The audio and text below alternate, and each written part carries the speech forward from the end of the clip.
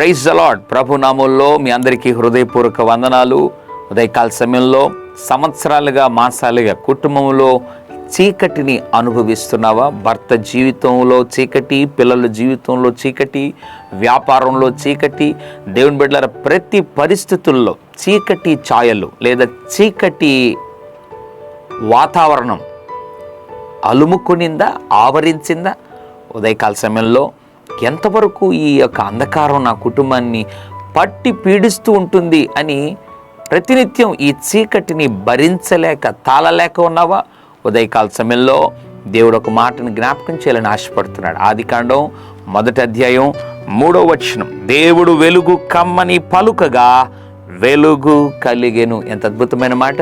ఆదిలో దేవుడు నిరాకారముగా శూన్యముగా ఈ ప్రపంచాన్ని లేదా భూమిని చూడగా చీకటి అంతా కూడా భూమి ఆవరించి భూమిని కప్పి ఉండగా దేవుని బిడ్డలారా దేవుడంట వెలుగు కమ్మని పలికాడు. ఉదయకాల సమయంలో అంత విశాలమైనటువంటి భూగోళాన్ని ఆవరించిన చీకటిని ఒక మాటతో వెలుగు కమ్మని పలికి పారదోలితే నీ కుటుంబములో ఉన్నటువంటి ఆ చీకటిని ప్రభువు పారదోలేడా?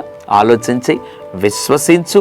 నీ జీవితంలో ఉన్న ప్రతి చీకటి వాతావరణం వ్యాధుల వలన, అప్పుల వలన, శోధనల వలన, లేమి వలన, దుఃఖం వలన, కన్నీటి వలన, ఒంటరితనం వలన, బిడ్డల వలన ఏ చీకటి ఆవరించబడినప్పటికీ దేవుడు వెలుగు కమ్మని పలుకుతుండగా, ఈ వెలుగు నా కొరకే నువ్వు పలుకుతున్నావు ప్రభువా, ఈ వెలుగు నా కుటుంబములో కలుగునుగాక అని నువ్వు మనస్సులో నిర్ధారించుకుని విశ్వసించగలిగితే నిశ్చయముగా నీ కుటుంబంలో కూడా అన్ని పరిస్థితుల్లో దేవుడు గొప్ప వెలుగును ప్రకాశింపజేసి నిన్ను సంతోషింపజేస్తాడు. నమ్ము, వెలుగుమయమైన అనుభవాలను అనుభవించు. పరిశుద్ధుల తండ్రి నీకు వందనాలు. వెలుగు కమ్మని పలికినప్పుడు ఆదిలో వెలుగు కలిగింది.